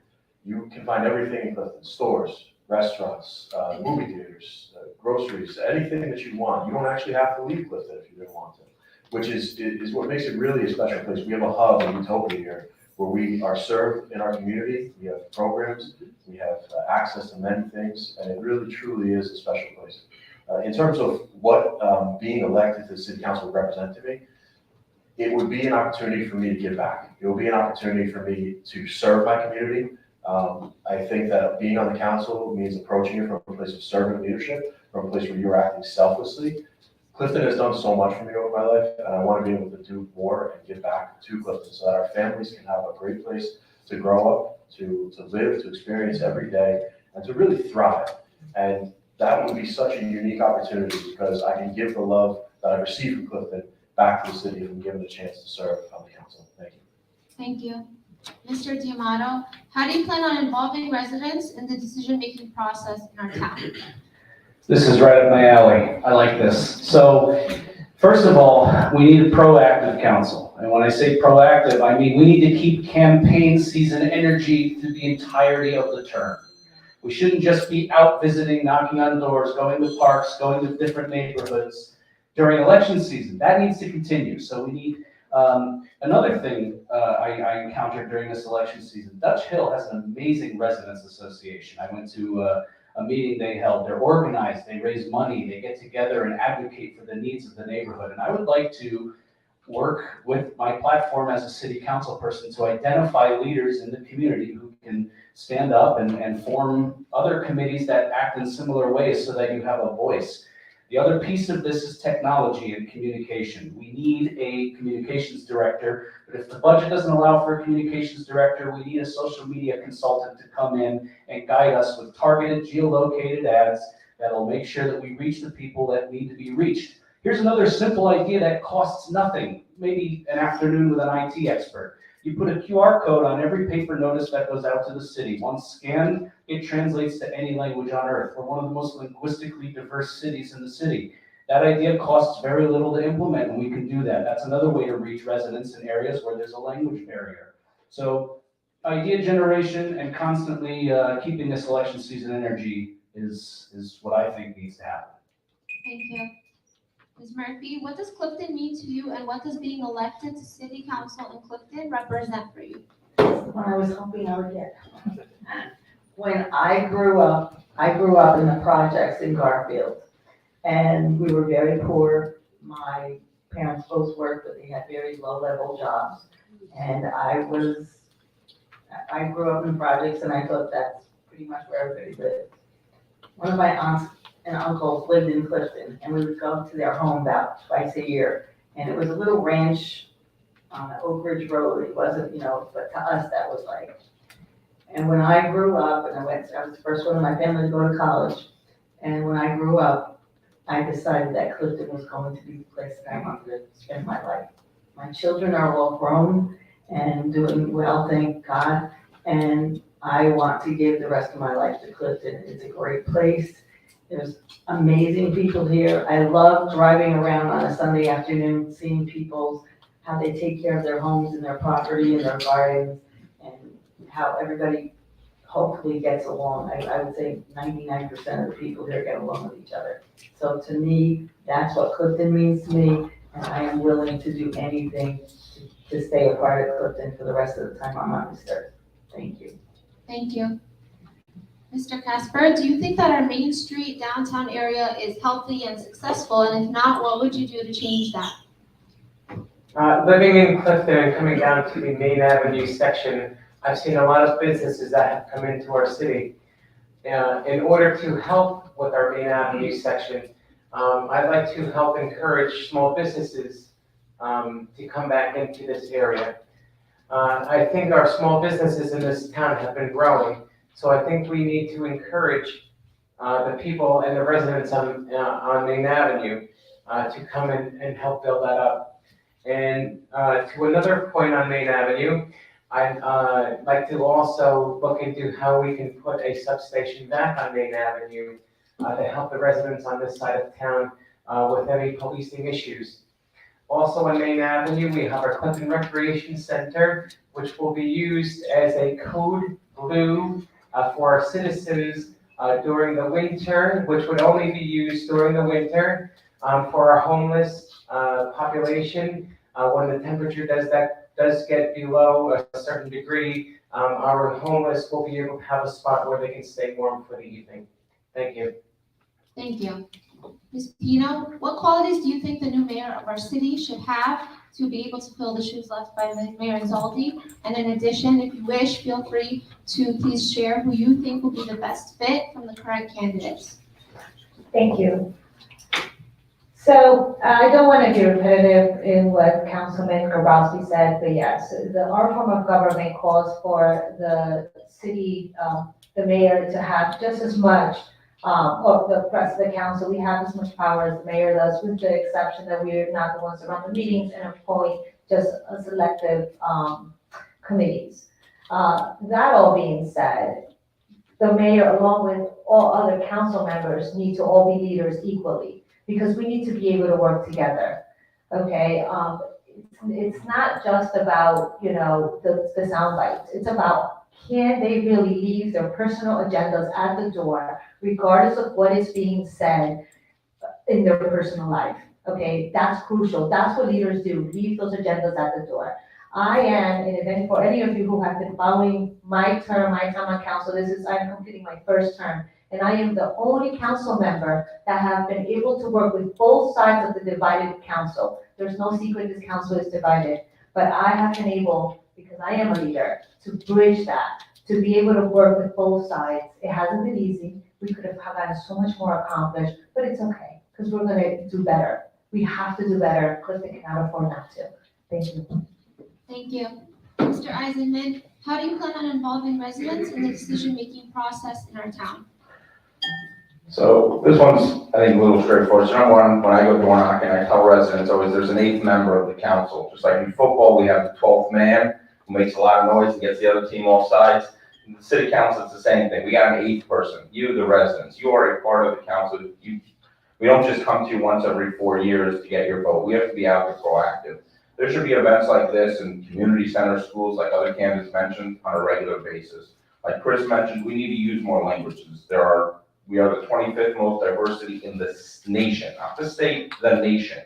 So that means we have a lot of languages spoken. I'm assuming a lot of people in this room speak Arabic.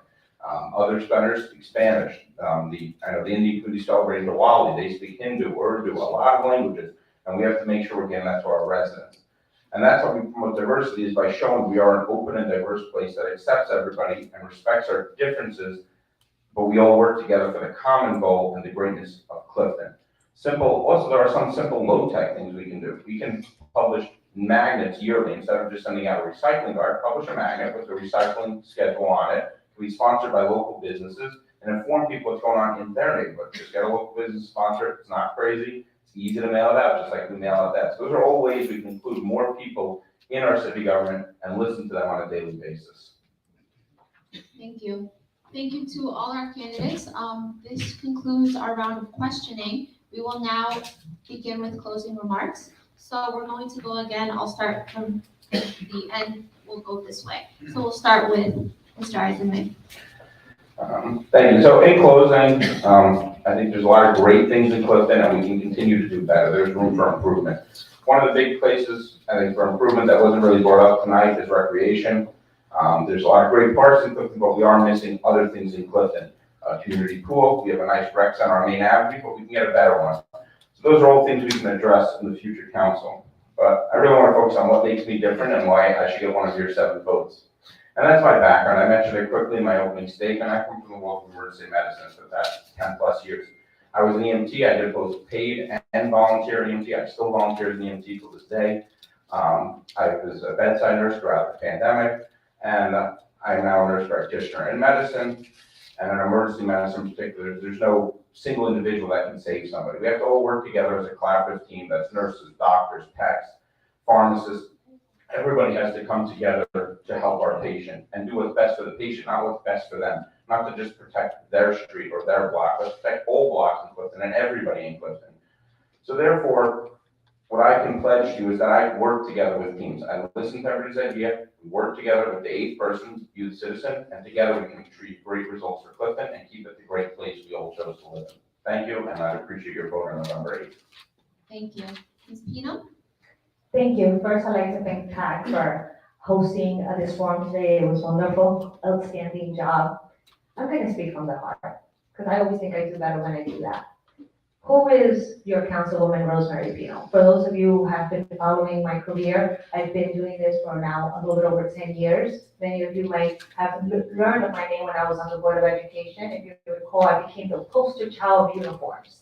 Now, uniforms for me was not a topic that was heavy at my home at that time because I was really indifferent. My children, it went either way. But I didn't bring up that topic at that time because of my children. I brought it up because you, my constituents, asked for it.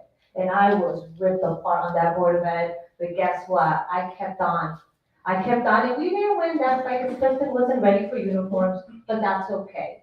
Because we're not gonna win every single fight. But what you need in a leader is someone who will not stand down when the squeaky wheels keep coming there and try to break you down. And that's the leader you have in Rosemary Pino. Okay, so I want you to keep that. I'm not here with sound bites. The question that I want you guys to ask me is, why should I vote for you? It's been 4 years. Why should I? That's the question I want, because you need to hold me accountable. You have to. There's no other way, okay? My time on council, I have been able to make change. And I look forward to continuing to further that change with a supportive council. So please, consider me for one of your 7 votes, but also consider some of these amazing people. Thank you. Have a great meeting. Thank you. Mr. Casper? Again, my name is Frank Casper, and I'm number 15 on the ballot. I look forward to serving you if given the opportunity and being elected by you, the voters of our great city. One of the biggest things is being boots on the ground for our residents of this city, if you're elected. Our residents need to know what's going on in town, and you are the ones that have put us here when we're elected to the city council.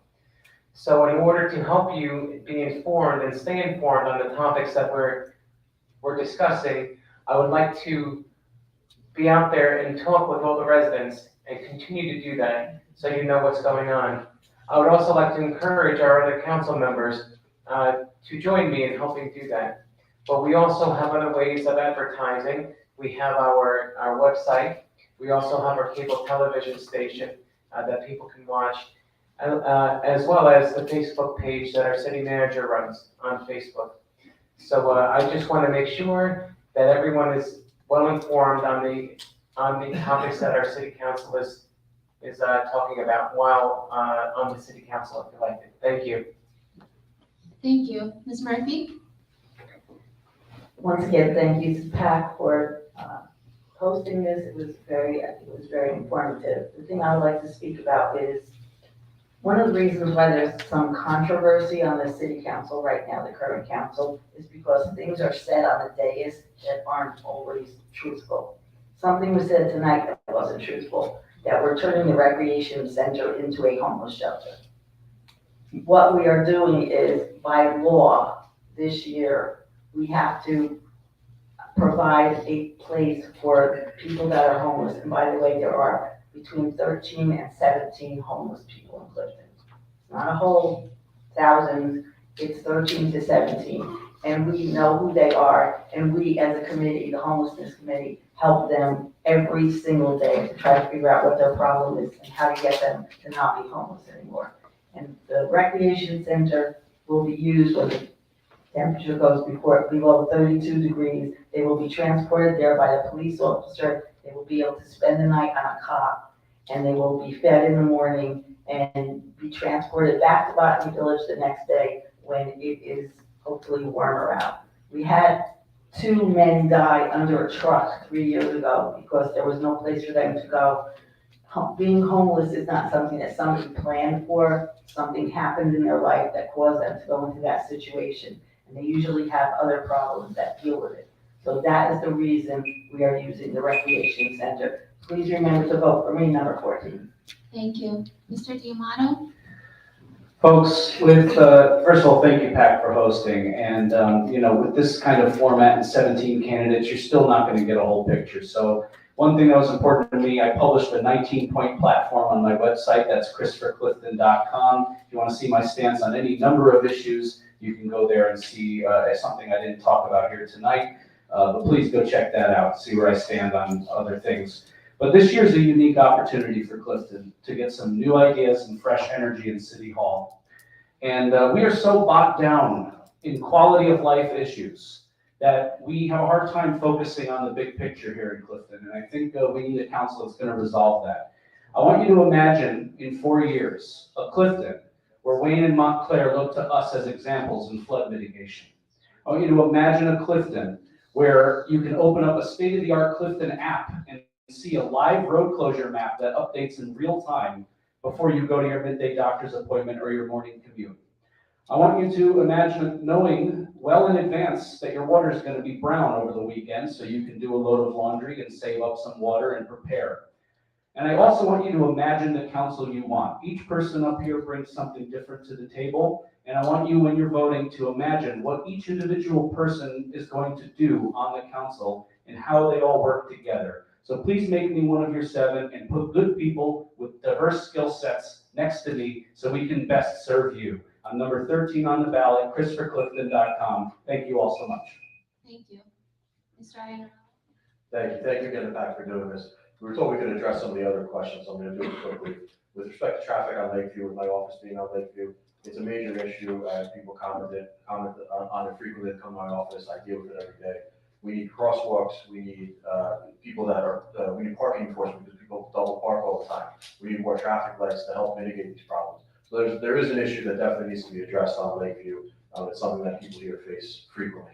In terms of the $1 million grant, I just had to say something about this because the reality is we just did a study for the Third River that cost $200,000 just for the study. We're looking at a feasibility study that's also going to potentially cost $200,000 to do. So we need to get our best bang for our buck with it. Councilwoman Murphy said before that we have 155 officers, but we could have 171 officers.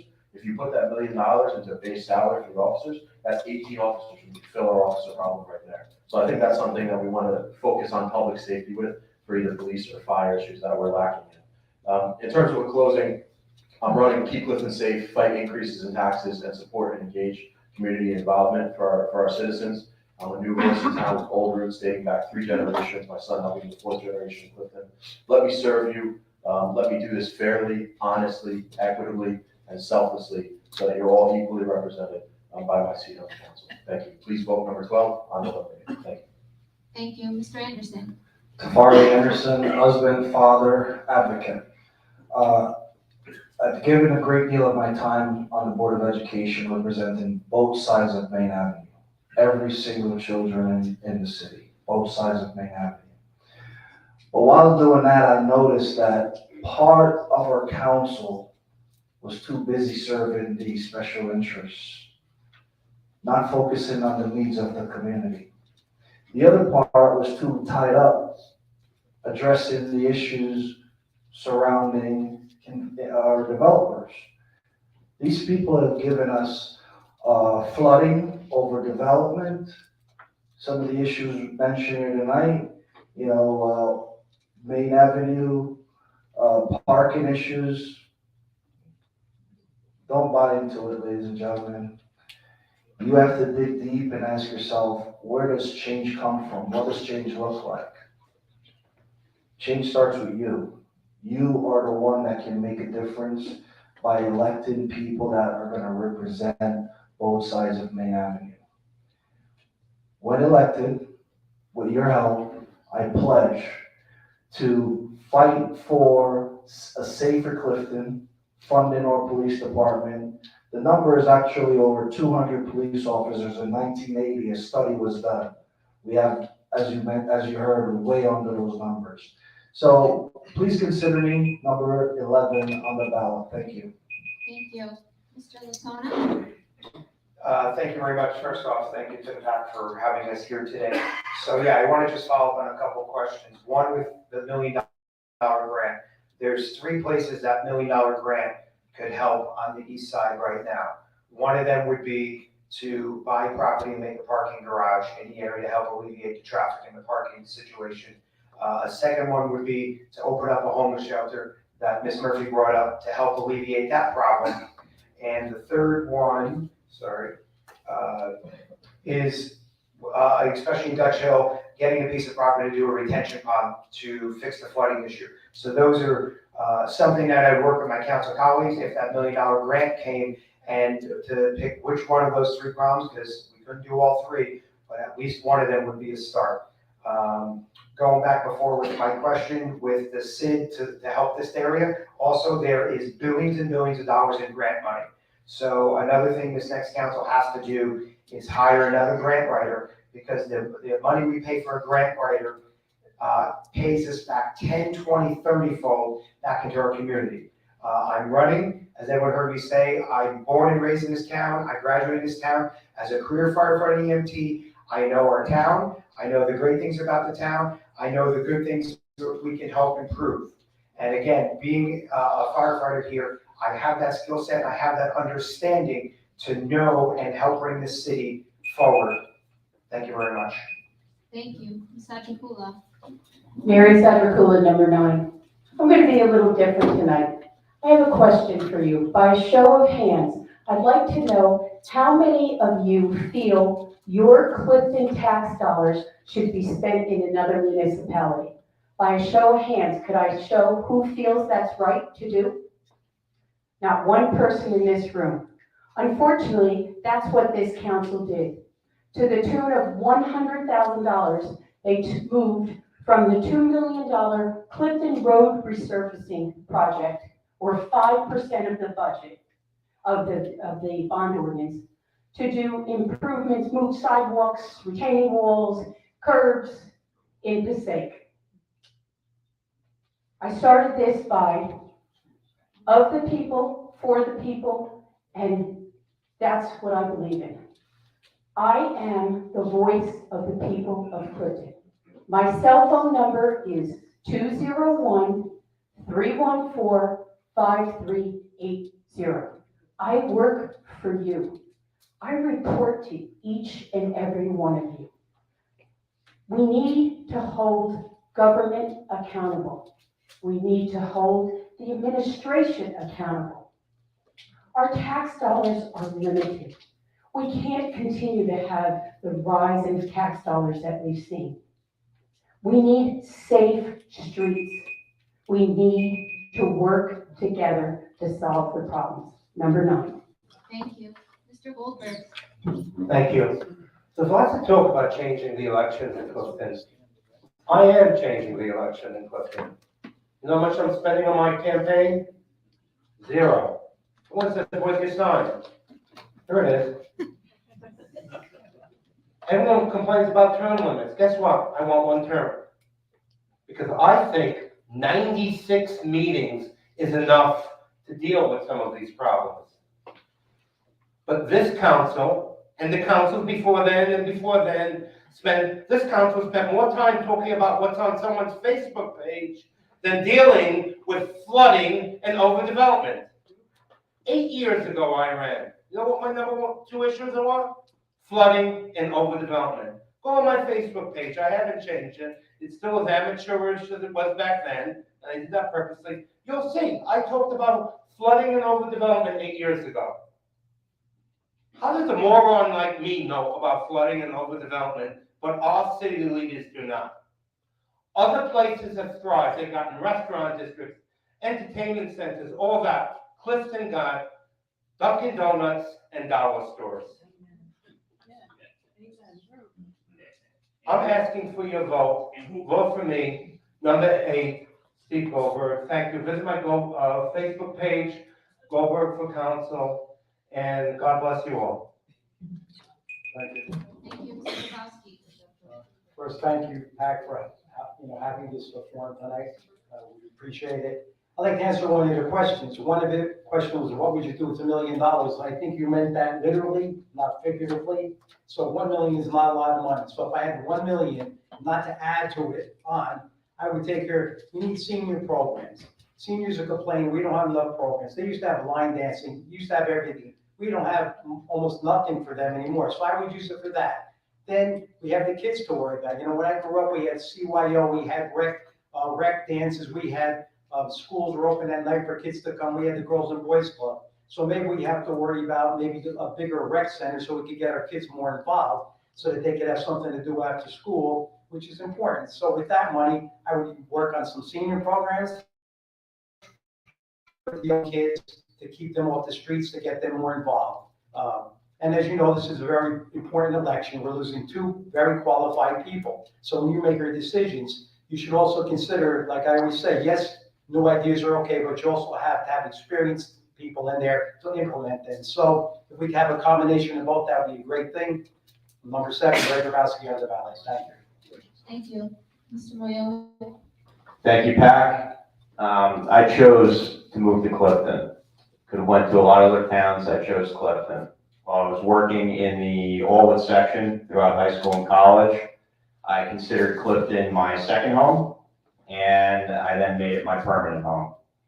I want to be part of the solution of Clifton. To summarize, I have worked for one of the most respected politicians in New Jersey of this generation. I have managed a large government budget, and I have built a business in a very difficult field. I strongly believe that we have good experience on the council, but the council would greatly benefit from a qualified, fresh voice. I believe I am that fresh voice. I have literally, over the past 6+ months, knocked on thousands of doors in every neighborhood of the city in an effort to earn your vote. I've been to countless events, and I've spoken to countless Clifton citizens. I will bring that same work ethic to the council if you give me the opportunity. I hope that you do. Francesco Moyo, number 6 on the ballot. Thank you very much. Thank you. Mr. Russell. Thank you to the Palestine American Community Center. You know, this is our 3rd and I believe our last one for the next 2 weeks. And this gave the opportunity to residents understand who can move the city forward. You know, one of the questions were what qualities were of a mayor, but what about what qualities of a council member, whether a man or a woman?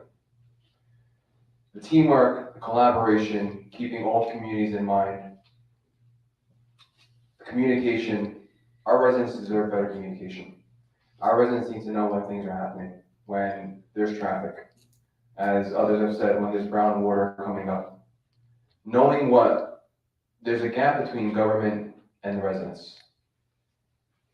Government is more worried about their in-house fights, what is going on, rather than what is going on in your homes, what is going on with your pockets, what's going on with the future of our children.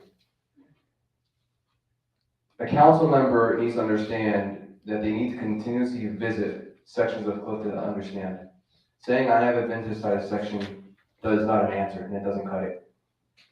Now, I've been born and raised in Clifton my whole life. I can't tell you I know every part of Clifton, because I still have a lot more to learn. But what I can do promise you is that Clifton, it will be my first priority if elected on November 8th, number 5. Thank you. Mr. Ramo? I'm ready to work for you. As I said in my intro, this is how I'm choosing to spend my time. I'm a very passionate, dedicated person. I'm a thinker, I'm a researcher, and I really want to do a good job for you if I'm elected to council. I want to bring a logical, information-based, and professional approach to representing you. And I have a platform, that's how you spell my name, alessiaforcouncil.com, if you want to read more. But I just want to talk for a couple seconds about my overall approach. The first thing is I'm going to bring working together to the council. I just think that's the only way that you get the most out of your council leaders is if we work together. Number 2 is public engagement. I've really loved learning from everybody during campaigning, and I'm going to continue visiting different sections and making relationships with different community groups. And I'm also going to enhance public engagement on the city level so that it's easier for people to participate. And number 3, I want to focus on solutions. You really have to think critically to address all the modern issues that we're facing in the city. Thank you. I'm number 4. Thank you. Ms. Beltran? So I'm happy everyone else got the questions they wanted because I didn't. I wanted the residents question because I think there's some great ways we can have the residents be involved. One would be taking the council on the road. How great would it be to be in Athenia outdoors in the summer and have a council meeting there followed by a concert? You know, I think bringing the government to the people is one of the best ways to get the involvement. Another would be having community captains. We don't have a ward system, so a lot of sections don't have any voice represented on the council. By having these captains, they'll be able to take back the information from the residents and report directly to us. Another would be the traffic. I would love to see traffic holidays. So traffic holidays meaning there would be no construction 2 weeks or 2 weeks before, 2 weeks after a major holiday. So that the alleviation of the traffic and also around school openings. This year we had a bunch of roads closed because of utility work right around school opening, and it really led to a major disaster. We also need coordination between all the different utility companies. If we're gonna open up a hole, why can't the water, the PSE&G, and the sewer company all come together at the same time and work in that hole? In closing, I'm a self-funded campaign. I owe no favors. I am in no one's pocket. I have no special interest support. I live in Clifton because I want to. I will work for you. I will work for Clifton. DanaWorksForYou.com. Thank you. Thank you. Mr. Kulisic? My wife, my twin sons, and I, we use the same parks that your family uses. My sons go to the same public schools that your children and grandchildren go to. We drive on the same roads to get there and to get home as you do. We drink the same water that you do. We pay the same high sewer fee because the city hasn't addressed infiltration issues, and we're paying for processing clean rainwater. We experienced the same tax hike this year that you did. My family is not better off from the last election 4 years ago, and I would suspect that your family is not better off either. It's disappointing to listen tonight incumbents talk about problems that they had 4 years to fix and didn't. I am committed to bringing professionalism back to the city council, to respect all opinions, to agree to disagree without being disagreeable, I believe that compromise is a virtue that should be cultivated and not a weakness to be despised or attacked. I believe the best way to move things forward is to build consensus. We need to leave the 4 years of inaction and infighting behind us, and we need to elect 7 people who will work together to move Clifton forward. If you agree with what I said, I would appreciate one of your votes on November 8th. Joe Kaloje, number 2. Thanks, Joe. Ladies and gentlemen, I'm not a Band-Aid type person. When I'm on the council, this will be my 3rd term if elected. I look for solutions. I don't look to put a Band-Aid on it because 2 years down the road, we take the Band-Aid off, it's costing us twice the amount of money. So I want to have solutions to get the thing done the first time. If elected, this will be my 3rd term on, and I have the experience that you would like for the council person to have. In addition, this is a very, very important election. Just by me looking out to see the people that are here today, you are very interested in what the outcome is of this election. It is very important for this city of Clifton, our great city. I want you to do your homework. We need 7 good council members to work together for the best interest of our great city. And it starts here, and it starts with the people that are out here that are concerned, that took the time out tonight to come here to listen to what the people have to say and the different ideas. Do your homework. Thank you. Thank you to all our candidates, and sorry for any name mispronunciations. We want to thank all of our candidates. Please give them a round of applause.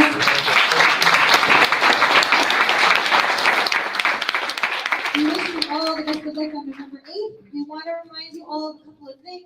Number 1, we have a Board of Education forum next Wednesday, November 2nd at 7 p.m. We highly encourage you all to come and hear from your candidates that are running for Board of Ed. We want to remind you of the November 8 elections. Please make sure to vote. Tell everybody that you know to vote. If you have any trouble accessing your polls or if you're questioning if you're registered to vote, please let us know. We're happy to help you.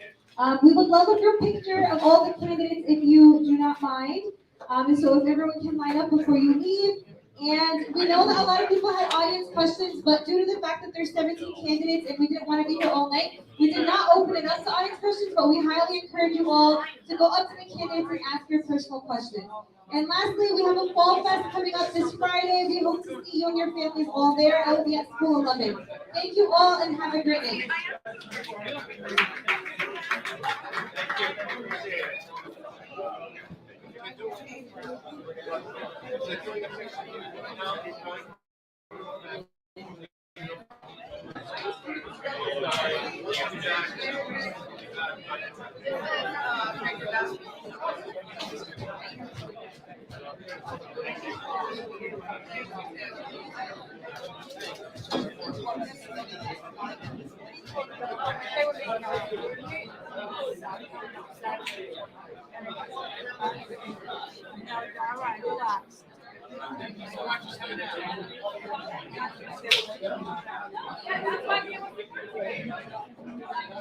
We can get all the candidates to sign in front of our pack sign so we can get a group picture. That would be fabulous.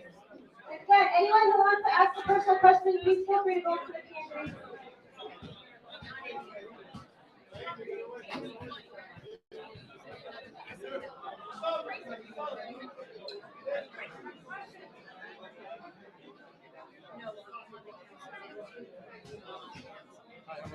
I'm number 9. I don't have my card here, so I now.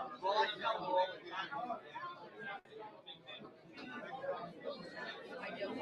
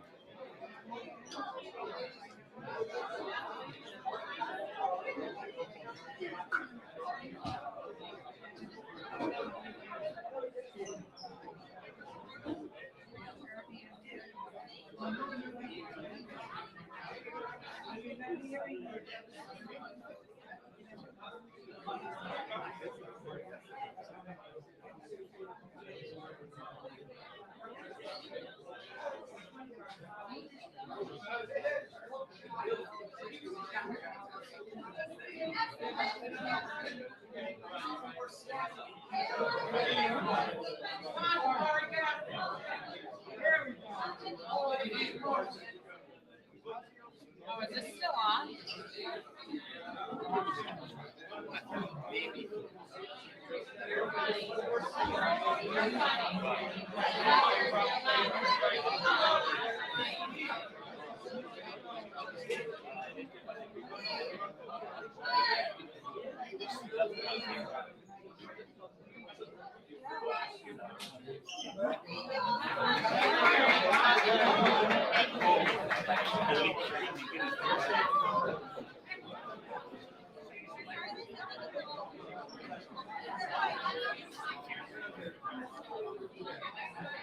everyone, live is ending in a second once I figure out how to end it and broadcast.